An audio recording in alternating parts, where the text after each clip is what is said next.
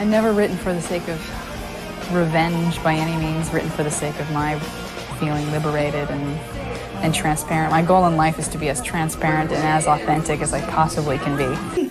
In the face of these morning.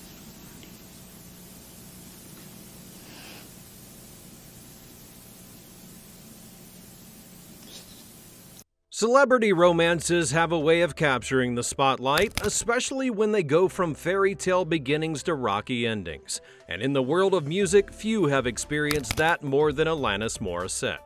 The singer's love life has been marked by passion and honesty, echoing the intensity of her music. But beyond the chaos of love, there's more to Alanis than just her relationships. But before we get into that, if you're not a subscriber to the channel, make sure that you subscribe right now so that you never miss a future video from Project Asteria. And if you're thirsty like me, feel free to buy me a cup of coffee. The 7-time Grammy winner rose above a difficult childhood, wrestling with the challenges of bulimia and trauma as a young adult, to become the star that we know and love today. And in this video, we're diving into her journey, beginning with a relationship that allegedly inspired her award-winning album. Morissette's relationship with comedian and actor Dave Coulier. In 1992, an 18-year-old Alanis entered a relationship with Full House star Dave Coulier, who was 33 years old at the time. The pair had met in Canada at an all-star hockey game where he was participating, while she was there to sing the national anthem. Morissette and Coulier's romance was brief but intense, ending just 2 years later, and not long after, Morissette poured her heartbreak into her groundbreaking album Jagged Little Pill. It went on to win 4 Grammys in 1996, and the record wasn't only a breakout success, it was a raw, unapologetic expression of the feelings the singer had carried through their relationship. Here's the story. I'm driving in Detroit, and I've got my radio on, and I hear the hook for You Ought to Know come on the radio, and I'm like, wow, this is a really cool hook. And then I start hearing the voice. I'm like, wow, this girl can sing. I'm listening to the lyrics going, ooh, oh, no. Oh, I can't be this guy. And I went to the record store, bought the CD, and I went and I parked on a street and I listened to the whole record, and there was a lot of familiar stuff in there that her and I had talked about. And so I started listening to it, and I thought, ooh, I think I may have really hurt this woman. And while Jagged Little Pill quickly became iconic, Alanis chose to keep the album's inspiration a mystery. Despite widespread speculation, she's never confirmed whether the songs were about Dave Coulier or anyone else. Alanis, how sick are you of people asking if You Ought to Know is about Uncle Joey from Full House? And will you ever And will you ever reveal it as part 2? No revealing, but I am intrigued at the thought that, or at the fact that more than one person has taken credit for it. And I'm thinking, I don't know if you want to take credit for being the person I wrote You Ought to Know Right. about. After her breakup with Dave Coulier, Morissette began a relationship with actor Dash Mihok, popularly known for his role in Ray Donovan. This romance, like her previous one, unfolded in the public eye, and the actor even made an appearance in her 1999 music video for So Pure. The video showcased the couple as dance partners, moving gracefully through various eras and styles, and for Alanis, dancing in the video felt essential as it was a reflection of the joy and connection that she shared with the man at the time. But despite their seemingly strong bond, the relationship eventually came to an ending after just 3 years. Neither have spoken publicly about the reasons for parting ways, and the breakup marked a turning point for both of them. After that breakup, Morissette quickly found herself in a new romance, this time with fellow Canadian and rising Hollywood star Ryan Reynolds.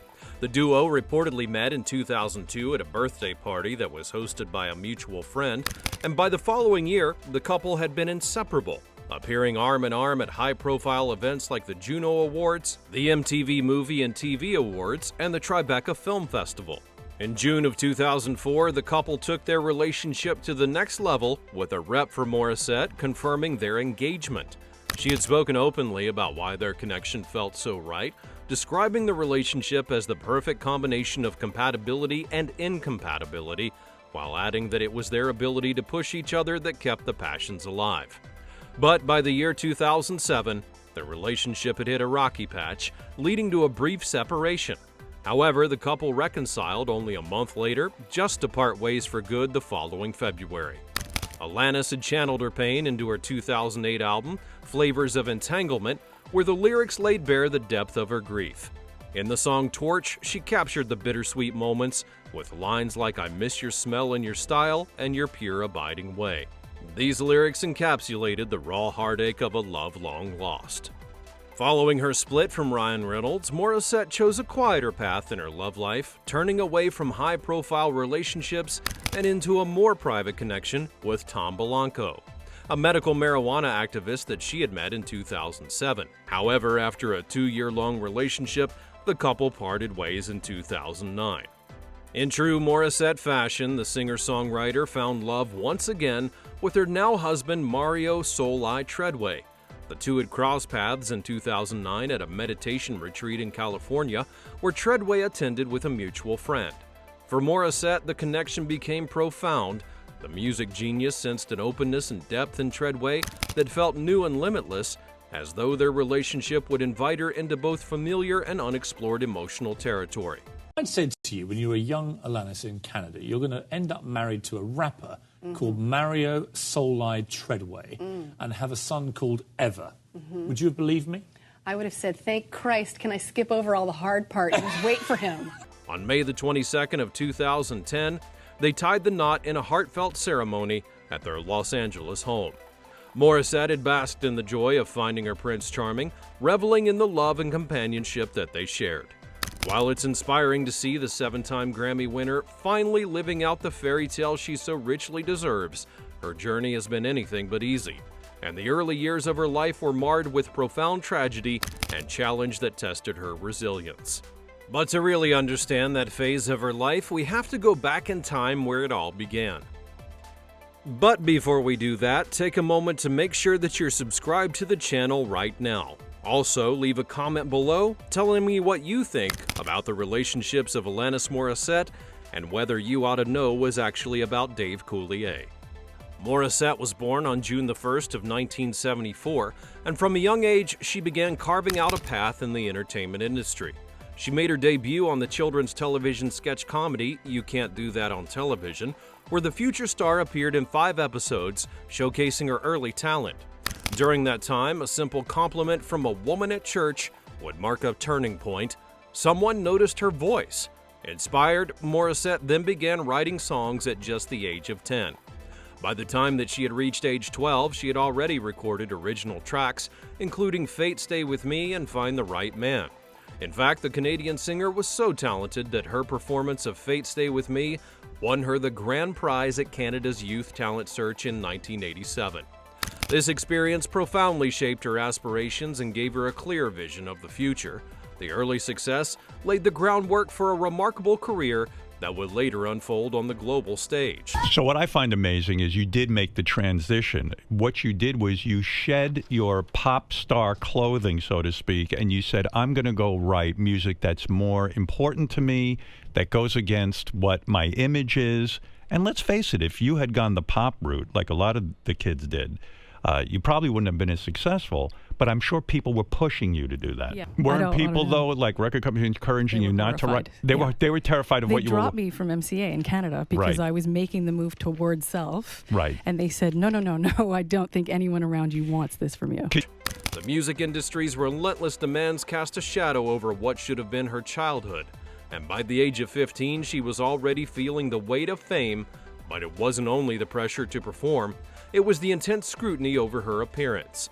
Music executives had focused on image over artistry, pressuring the singer to lose weight. And as a result, what should have been a time of discovery and freedom became a tightly controlled environment that stole the young girl's youth and left her wrestling with a painful relationship with food. One day, she would be summoned to the studio under the guise of re-recording vocals, but instead of a session at the mic, she was ambushed by producers and executives who criticized her body. The intervention would mark the beginning of a brand new reality. The songwriter's meals were closely monitored, and her every bite would be scrutinized.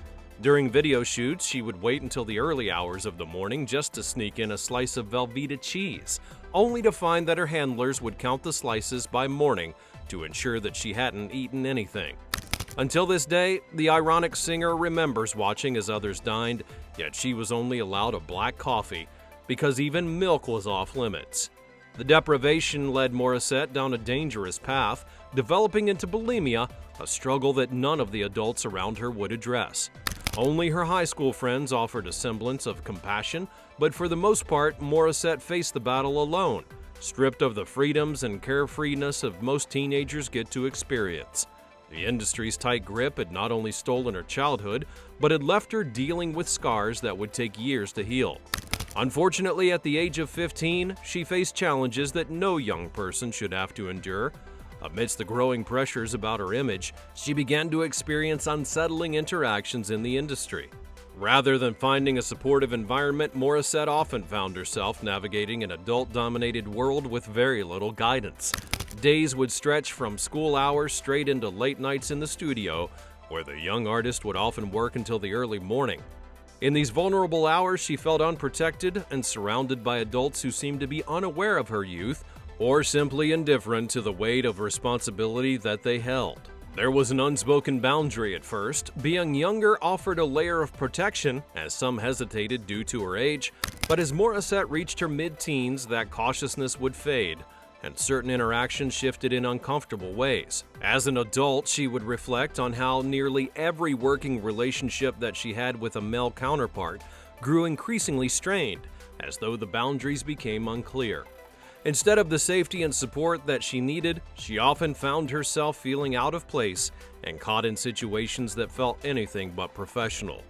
At the time, the future rock star kept these experiences private, feeling the need to protect her family and future relationships, along with her own peace of mind.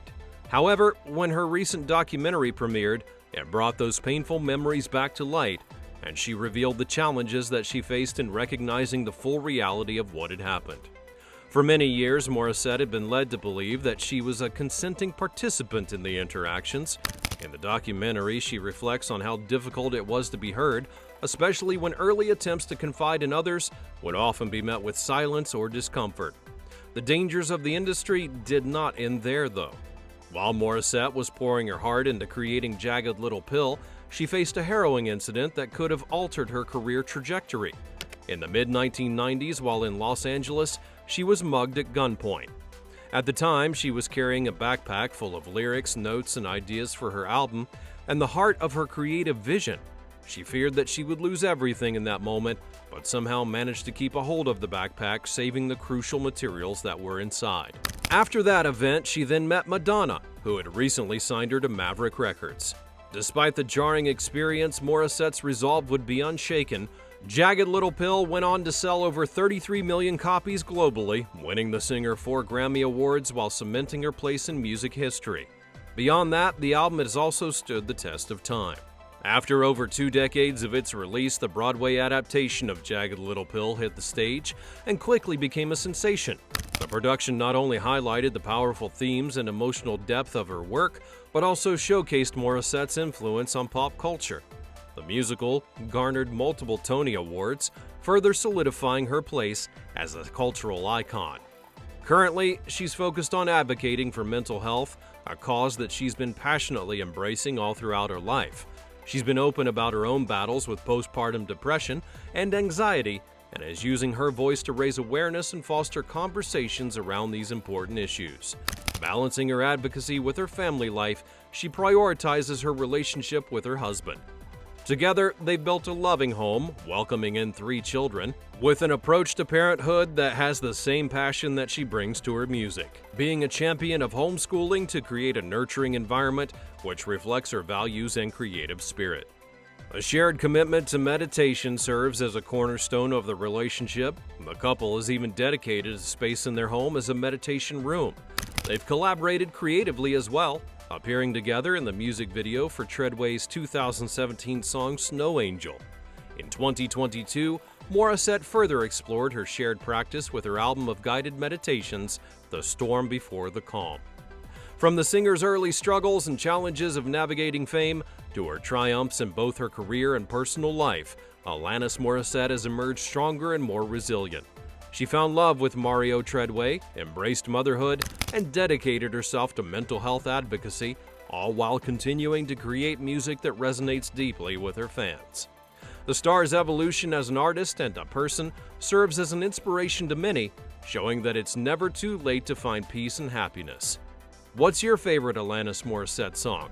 Be sure to let me know in the comments down below, and also make sure that you're subscribed to the channel so you never miss another great video from Project Hysteria.